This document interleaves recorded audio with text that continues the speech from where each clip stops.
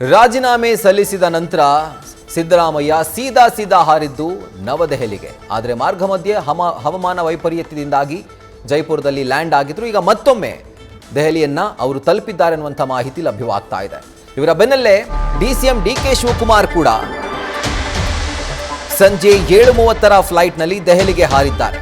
ಈಗ ನಾಳೆ ಬೆಳಗ್ಗೆ 9 ಗಂಟೆಗೆ ಇಬ್ಬರೂ ಕೂಡ ಹೈಕಮಾಂಡ್ ನಾಯಕರನ್ನ ಭೇಟಿಯಾಗ್ತಾರೆ. ಸೋನಿಯಾ ಗಾಂಧಿ, ರಾಹುಲ್ ಗಾಂಧಿ, ಪ್ರಿಯಾಂಕಾ ಗಾಂಧಿ ಅವರನ್ನ ಭೇಟಿ ಮಾಡಿ ಮುಂದಿನ ಮುಖ್ಯಮಂತ್ರಿ ಘೋಷಣೆ ವಿಚಾರದ ಕುರಿತು ಅವರು ಮಾತುಕತೆಯನ್ನ ನಡೆಸೋರಿದ್ದಾರೆ. ಹೊಸ ಸಚಿವ ಸಂಪುಟ ರಚನೆ ಕುರಿತು ಕೂಡ ಹೈಕಮಾಂಡ್ ಜೊತೆಗೆ ಇಬ್ಬರು ಚರ್ಚೆ ನಡೆಸುವಂತಹ ಸಾಧ್ಯತೆ ಇದೆ. ಯಾವ ಸಚಿವರು ಈಗಿರುವಂತಹ ಸಂಪುಟದಲ್ಲಿ ಸೇಫ್ ಆಗ್ತಾರೆ ಅಥವಾ ಯಾರಿಗೆ ಕೋಕ್ ಕೊಡಲಾಗುತ್ತೆ ಅನ್ನೋ ಬಗ್ಗೆ ಒಂದು ಹೈ ವೋಲ್ಟೇಜ್ ಮೀಟಿಂಗ್ ಅನ್ನ ಹೈಕಮಾಂಡ್ ನಾಯಕರೊಟ್ಟಿಗೆ ಸಿಎಂ ಡಿಸಿಎಂ ನಡೆಸೋರಿದ್ದಾರೆ.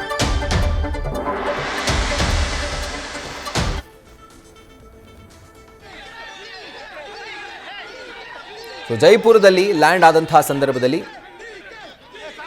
ರಾಜಸ್ಥಾನದ ಮಾಜಿ ಸಿಎಂ ಅಶೋಕ್ ಗೆಹ್ಲೋಟ್ ಅವರನ್ನ ಸಿಎಂ ಸಿದ್ದರಾಮಯ್ಯ ಭೇಟಿಯಾಗಿದ್ರು. ಅಂಡ್ ಅಲ್ಲಿಂದ ನೇರವಾಗಿ ದೆಹಲಿಗೆ ತಲುಪಿದ್ದಾರೆ ಅನ್ನುವಂಥ ಅಪ್ಡೇಟೆಡ್ ಮಾಹಿತಿ ಲಭ್ಯವಾಗ್ತಾ ಇದೆ. ಹವಾಮಾನ ವೈಪರೀತ್ಯದಿಂದಾಗಿ ಅವರು ಏರಿದಂಥ ವಿಶೇಷ ವಿಮಾನ ದೆಹಲಿಗೆ ಹೋಗಬೇಕಾಗಿತ್ತು, ಆದರೆ ಅದು ಡೈವರ್ಟ್ ಆಗಿದ್ದು ಜೈಪುರದ ಕಡೆಗೆ. ಜೈಪುರದಲ್ಲಿ ಅವರು ರಾಜಸ್ಥಾನದ ಮಾಜಿ ಮುಖ್ಯಮಂತ್ರಿ ಅಶೋಕ್ ಗೆಹ್ಲೋಟ್ ಅವರನ್ನ ಭೇಟಿಯಾಗಿದ್ದಾರೆ. ನಂತರ ತಮ್ಮ ಪ್ರಯಾಣವನ್ನು ನವದೆಹಲಿಯ ಕಡೆ ಮುಂದುವರಿಸಿದ್ದಾರೆ.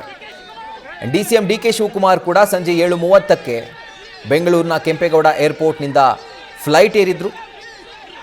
ಸೊ ದೆಹಲಿನ ತಲುಪಿದ್ದಾರೆ. ನಾಳೆ ಬೆಳಗ್ಗೆ 9 ಗಂಟೆಗೆ ಇಬ್ಬರೂ ಕೂಡ ಹೈಕಮಾಂಡ್ ನಾಯಕರನ್ನ ಭೇಟಿಯಾಗ್ತಾರೆ. ಸೋನಿಯಾ ಗಾಂಧಿ, ರಾಹುಲ್ ಗಾಂಧಿ, ಪ್ರಿಯಾಂಕಾ ಗಾಂಧಿ ಅವರನ್ನ ಭೇಟಿಯಾಗಿ ಮುಂದಿನ ಮುಖ್ಯಮಂತ್ರಿ ಘೋಷಣೆ ವಿಚಾರಕ್ಕೆ ಸಂಬಂಧಪಟ್ಟಂತೆ ಚರ್ಚೆ ನಡೆಸ್ತಾರೆ.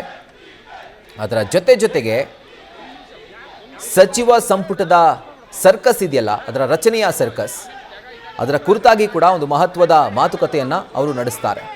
ಅಂದರೆ ಈಗಿರುವಂಥ ಪ್ರಸ್ತುತ ಸಂಪುಟದಲ್ಲಿರುವಂಥ ಸಚಿವರು ಯಾರ್ಯಾರನ್ನು ಉಳಿಸ್ಕೊಳ್ಬೇಕು, ಯಾರ್ಯಾರಿಗೆ ಕೋಕ್ ಕೊಡಬೇಕು, ಕೋಕ್ ಕೊಟ್ಟಂತಹ ಸಂದರ್ಭದಲ್ಲಿ ಯಾವೆಲ್ಲ ಹೊಸ ಮುಖಗಳಿಗೆ ಮಣೆ ಹಾಕಬೇಕು, ಇದೆಲ್ಲದರ ಕುರಿತಾಗಿ ಒಂದು ಸಮಗ್ರವಾದಂಥ ಚರ್ಚೆಯನ್ನು ಸಿಎಂ ಸಿದ್ದರಾಮಯ್ಯ ಹಾಗೂ ಡಿಸಿಎಂ ಡಿಕೆ ಶಿವಕುಮಾರ್ ಹೈಕಮಾಂಡ್ ನಾಯಕರೊಟ್ಟಿಗೆ ಅವರು ನಡೆಸ್ತಾರೆ. ಸೊ ಹೈಕಮಾಂಡ್ ಹೇಳಿದಂತೆ ರಾಜೀನಾಮೆ ಸಲ್ಲಿಕೆ ಮಾಡಿ ಆಗಿದೆ ಸಿದ್ದರಾಮಯ್ಯ ಅವರು. ಸೊ ಹೀಗಾಗಿ ನೀವು ಹೇಳಿದಂತೆ ನಾನು ರಾಜೀನಾಮೆ ಕೊಟ್ಟಿದ್ದೀನಿ, ಯಾವುದೇ ಅಳುಕಿಲ್ಲದೆ ನಾನು ರಾಜೀನಾಮೆಯನ್ನು ಸಲ್ಲಿಸಿದ್ದೀನಿ, ಈ ರೀತಿಯಾಗಿ ಹೈಕಮಾಂಡ್ ನಾಯಕರಿಗೆ ಅವರು ಮನವರಿಕೆಯನ್ನು ಮಾಡ್ತಾರೆ. ಅದರ ಜೊತೆಗೆ ನಾನು ಹೇಳಿದಂಥ ಸಚಿವರನ್ನು ಮುಂದುವರಿಕೆ ಮಾಡಬೇಕು ಅನ್ನುವಂಥ ಮನವಿಯನ್ನು ಕೂಡ ಅವರು ಹೈಕಮಾಂಡ್ ಮುಂದೆ ಪ್ರಸ್ತಾಪ ಮಾಡೋರಿದ್ದಾರೆ.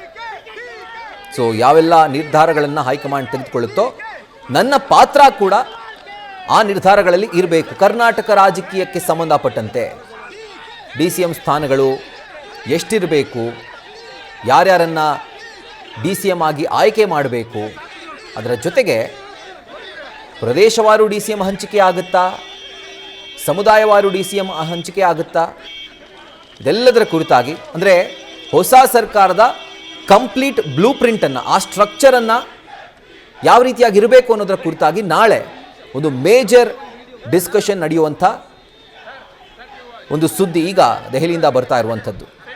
ಸೊ ಇದರ ಜೊತೆಗೆ ಪಕ್ಷಕ್ಕೂ ಕೂಡ ಯಾವ ರೀತಿಯಾಗಿ ಸರ್ಜರಿ ಮಾಡಬೇಕು, ಕೆಪಿಸಿಸಿ ಅಧ್ಯಕ್ಷ ಸ್ಥಾನ ಕೂಡ ಚರ್ಚೆಯ ಸಂದರ್ಭದಲ್ಲಿ ಮುನ್ನೆಲೆಗೆ ಬರುವಂಥ ಸಾಧ್ಯತೆ ಇದೆ. ನ್ಯೂಸ್ ಫಸ್ಟ್ ನಿರ್ಭೀತಿಯಿಂದ ನಿಮ್ಮ ಪರವಾಗಿ.